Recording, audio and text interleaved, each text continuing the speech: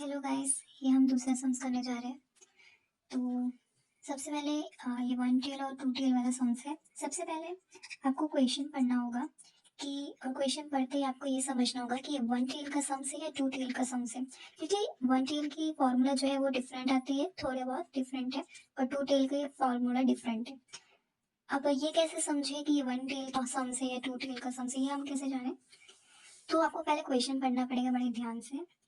तो क्वेश्चन देखकर ही हमें पता चल जाता है। अगर क्वेश्चन में अ, जैसे कि वर्ड्स दिए होंगे कि इंक्रीज और डिक्रीज, या फिर लोअर या फिर बिलो या लेस देन, ये सब अगर कुछ वर्ड दिया हो तो समझ जाइए कि ये वन टेल का सम्स है। मैं यहाँ पे लिख देती हूँ ताकि आप लोगों को कंफ्यूजन ना हो। तो वन टेल में हमें डायरेक्शन पता होता है, बट टू टेल में हमें डायरेक्शन नहीं पता होता है। तो सबसे पहले क्वेश्चन में कैसे पता करें कि ये वन टेल का सम्स है टू टेल का सम्स है?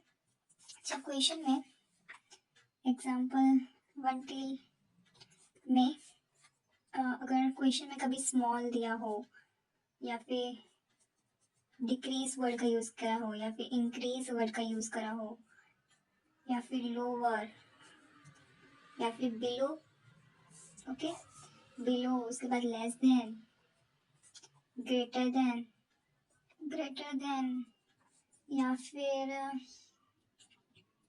अबोव बोला हो, ओके, ये सारे वर्ड दिया हो, या फिर मोर देन, ऐसा कुछ भी वर्ड दिया हो तो आप आंख बंद करके समझ लेना कि ये वन टेल के सम्स है।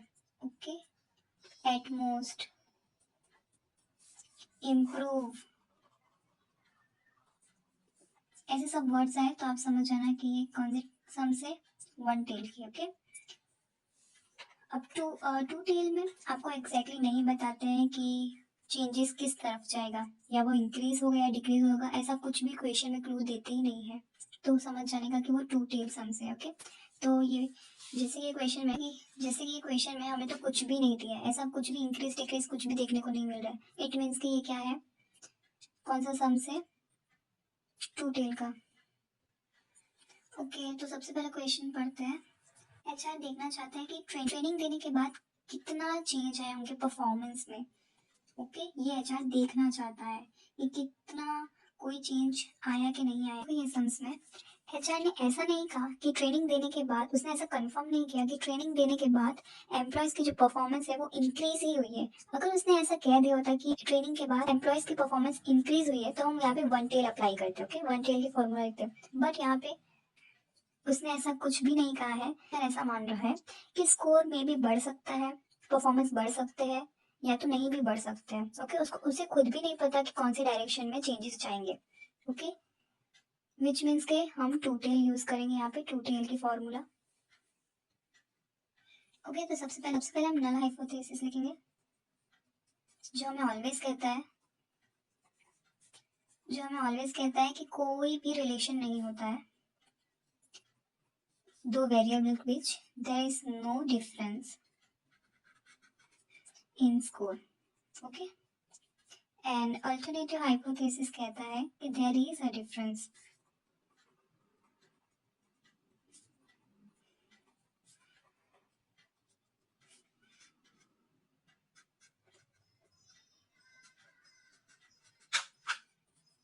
इन स्कोर।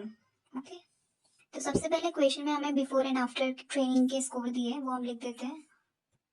ओके, जो हमें क्वेश्चन में दिया था हमने वो लिख दिया।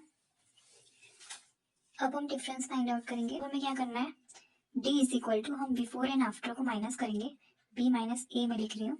ओके, 75 माइनस 70 करेंगे तो कितना आएगा, 5। Okay, 70 minus 77 minus 7 minus 11, 8 minus 11 minus 21, 0। यहाँ पे हमारा आंसर आता है -45। ओके, तो अब हम फाइंड आउट करते हैं, d इज इक्वल टू -45, और n हमारा कितना है, 7, नहीं 9, सॉरी, n हमारा कितना है, 9। हम इसका टोटल करेंगे तो माइनस, कैलकुलेट करेंगे तो -5। अब देखो ये -5 को अब यहाँ पे हमें कैलकुलेट करना है आगे। d माइनस किया, बार फाइंड आउट किया, d माइनस डी बार हमने जो यहाँ पे फाइंड आउट किया। ओके, तो यहाँ पे हम -5 लिखेंगे गाइस, यहाँ से -5 है। ओके, तो कैलकुलेशन थोड़ा ध्यान से करना, यहाँ पे काफी लोग मिस्टेक करते हैं। मैं यहाँ पे करके दिखाती हूँ, जैसे 5 माइनस, फिर वापस माइनस है यहाँ पे। ओके, 2 माइनस है, दैट्स वाई ये प्लस होगा।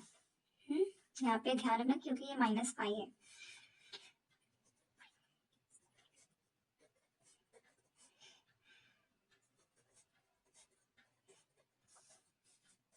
अब इसका हम स्क्वायर करेंगे, d माइनस डी बार का स्क्वायर, 10 मल्टीप्लाई बाई 10 कितना, 100।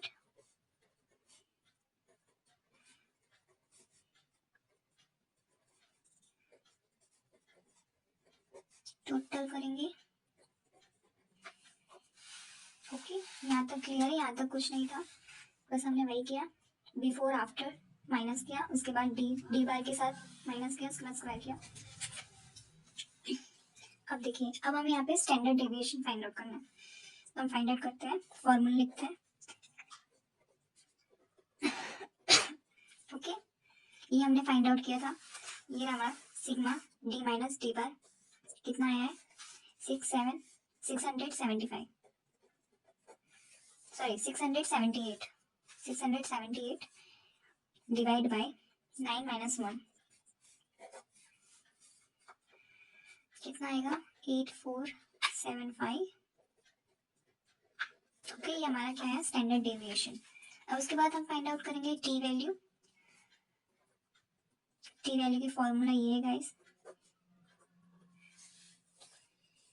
ओके, डी बाय ये स्टैंडर्ड डेविएशन लिखा है, एन। Okay, sigma N. अब देखिए डी बार -5, स्टैंडर्ड डेविएशन यहीं पे फाइंड आउट किया, एन हमें पता है 9 है। ओके, पहले हम इसका कैलकुलेट करेंगे। ओके, 9 को स्क्वायर रूट हटाएंगे तो फिर कितना आएगा, 3।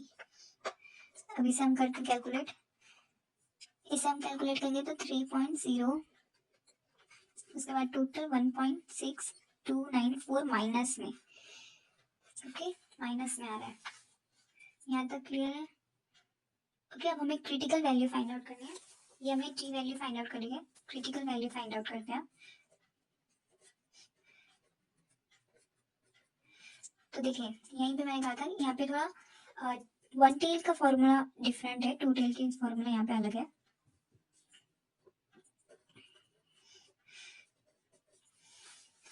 ओके, 0.05 दिया क्वेश्चन में, यहाँ पे 2 0. ओके, अब देखो टेबल में हमें लिखना होगा वैल्यू, जैसे ये टेबल है।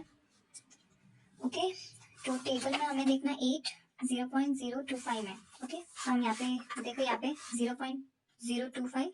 ओके, ओके मिला गया 0.025 की कॉलम में, और 8 में, 8 की लाइन में ये 2.306 हमारा आंसर आता है, 2.306।